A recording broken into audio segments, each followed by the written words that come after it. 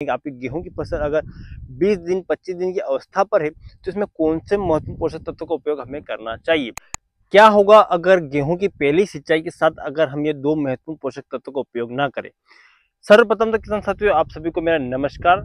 किसान साथियों अधिकतर जो गेहूं किसान होते हैं उनके मन में एक ही प्रश्न होता है कि जब हम गेहूं की पहली सिंचाई करते हैं इस पहली सिंचाई में हमें कौन से पोषक तत्व देना काफी महत्वपूर्ण है।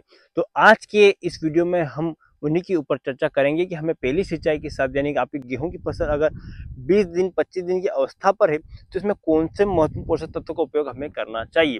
किसान साथियों यह जो अवस्था गेहूं की होती है इसमें पौधा वानस्पतिक वृद्धि करता है यानी कि उसमें अच्छा विकास होना काफी महत्वपूर्ण है। तो किसान साथियों वानस्पतिक वृद्धि तभी संभव है जब उसमें प्रोटीन का निर्माण होगा। जब प्रोटीन बनता है तो उसमें क्या होता है किसान साथियों जो पौधा है अपना वृद्धि विकास करता है। क्यों करता है किसान साथियों कि हर जीव जो है कोशिका से बना है और कोशिका को बनने के लिए प्रोटीन की रिक्वायरमेंट होती है और प्रोटीन नाइट्रोजन से मिलकर बनता है। तो नाइट्रोजन तत्व सबसे ज्यादा महत्वपूर्ण है किसान साथियों और नाइट्रोजन की तत्व की पूर्ति आप जो है सबसे सस्ता और सबसे अच्छा जो पोषक तत्व है वो है यहाँ पर नाइट्रोजन की पूर्ति आप यूरिया खाद के माध्यम से कर सकते हैं।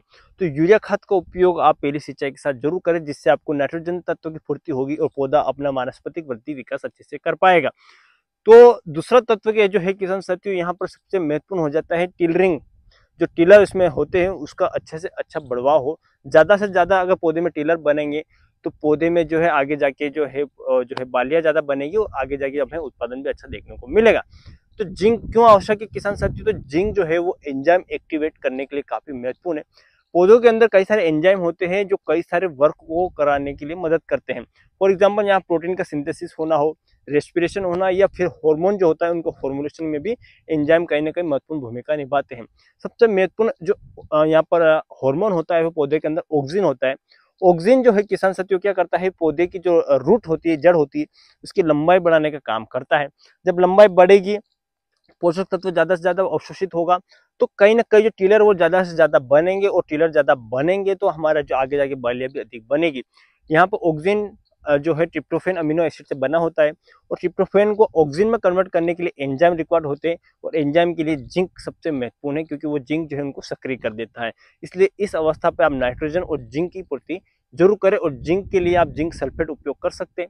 जिंक सल्फेट और यूरिया की अगर हम बात करें यहाँ पर तो यूरिया आप यहाँ पर 40 किलोग्राम प्रति एकड़ के हिसाब से उपयोग कर सकते हैं।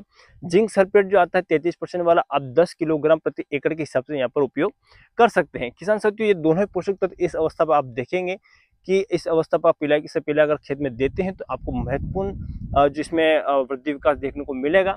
आप देखेंगे आपका पौधा अच्छे से विकास भी कर रहा है साथ में उसमें ज्यादा से ज्यादा कल्ले भी यानी टिलर भी बनते हुए आपको दिखेंगे।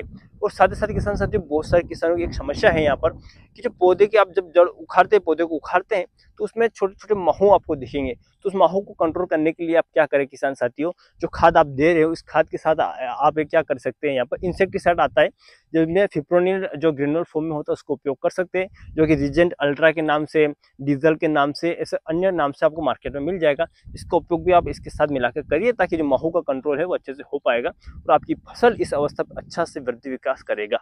तो किसान साथियों मैंने शुरुआत में बोला था अगर ये पोषक तत्व ना दे दो जो पोषक तत्व ना दे तो हमें फसल में क्या प्रभाव देगा। अगर ये पोषक तत्व इस अवस्था पर नहीं मिलता है तो पौधे की वानस्पतिक वृद्धि नहीं होगी और साथ ही साथ में उसमें टिलर्स यानी उसमें जो है कल्ले अच्छे से नहीं बनेगा तो आगे जाके आपको उत्पादन में कम देखने को मिलेगा ही मिलेगा। तो आप इस तरह से इस समय इस तरह से पोषक तत्व प्रबंधन जरूर करें और आप अच्छा फायदा आपकी फसल में देखने को मिलेगा। तो किसान साथियों जानकारी कैसी लगी कमेंट के माध्यम से जरूर बताएं और हाँ अगला वीडियो हम कौन सी फसल के ऊपर लाएं उसके बारे में आप जरूर बताइएगा और इसी जानकारी के लिए हमारे इस पेज को फॉलो करना और सब्सक्राइब करना ना भूलें। धन्यवाद किसान साथियों मिलते हैं अगले वीडियो में।